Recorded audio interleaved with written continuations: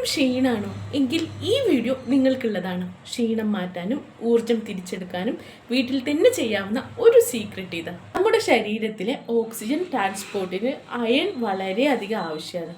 പക്ഷേ സ്ത്രീകൾക്ക് അയൺ കുറയാനുള്ള ചാൻസ് കൂടുതലാണ്.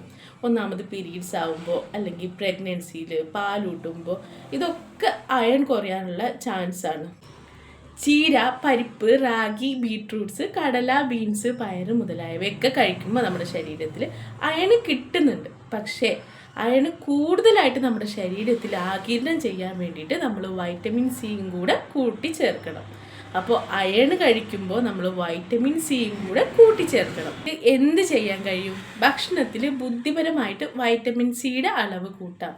ഒരു എക്സാമ്പിൾ പറയുകയാണെങ്കിൽ നമ്മൾ ചീര, പരിപ്പ് കറിയൊക്കെ കഴിക്കുന്ന സമയത്ത് ഒരു കഷ്ണം നാരങ്ങ ജ്യൂസ് ചെയ്തിട്ട് ചോറിൻ്റെ കൂടെ കഴിക്കുകയാണെങ്കിൽ അത് നമുക്ക് അയൺ അബ്സോർബ് ചെയ്യാൻ ഹെൽപ്പ് ചെയ്യും. അതേപോലെ നമ്മൾ മില്ലറ്റ്സിൻ്റെ പുട്ടൊക്കെ ഉണ്ടാക്കില്ലേ, പുട്ട് ദോശയൊക്കെ ഉണ്ടാക്കില്ലേ, റാഗി പുട്ട് അങ്ങനെയൊക്കെ ഉണ്ടാക്കുന്ന സമയത്ത് അതിൻ്റെ കൂടെ കഴിക്കുന്നതിന് ചായ ഒഴിവാക്കിയിട്ട് ഓറഞ്ച് ജ്യൂസ് അല്ലെങ്കിൽ ഓറഞ്ച് ജ്യൂസ് കഴിക്കാം. അതുപോലെ തന്നെ നമ്മൾ നട്ട്സ് കഴിക്കുമ്പോൾ അതിൻ്റെ ഒപ്പം ഇതുപോലെ ഓറഞ്ച് ജ്യൂസോ ലെമൺ ജ്യൂസോ അല്ലെങ്കിൽ മറ്റേ വെറും വയറ്റിലൊക്കെ ആണെങ്കിൽ നെല്ലിക്ക ജ്യൂസൊക്കെ കുടിക്കുന്നത് നല്ലതാണ്. അതേപോലെ ഭക്ഷണത്തിൻ്റെ ഒപ്പം തന്നെ നമുക്ക് ക്യാപ്സിക്കം കഴിക്കാം.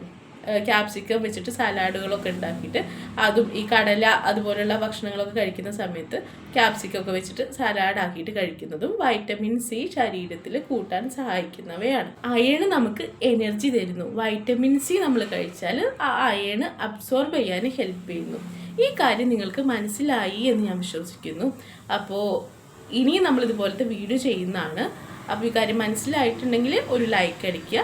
അതുപോലെ ഓഫീസ് വർക്കിലിരിക്കുന്ന സ്ത്രീകളും അതുപോലെ പുരുഷന്മാരും ശ്രദ്ധിക്കേണ്ട ഒരു പ്രധാനപ്പെട്ട കാര്യത്തിനെ കുറിച്ചാണ് അടുത്ത വീഡിയോ. അപ്പോൾ ഡെഫിനറ്റ്ലി നമ്മുടെ അക്കൗണ്ട് ഫോളോ ചെയ്യുക. അതുപോലെ ആവശ്യമുള്ള ഒരു 30 വയസ്സിനൊക്കെ മുകളിലുള്ള സ്ത്രീകൾക്കായിട്ട് നമ്മുടെ അക്കൗണ്ട് ഷെയർ ചെയ്ത് കൊടുക്കുക. അവർക്ക് വേണ്ടിയിട്ട് ഇനിയും വീഡിയോസ് ചെയ്യുന്നതാണ്. അപ്പോൾ അത്രയേ ഉള്ളൂ. ബൈ.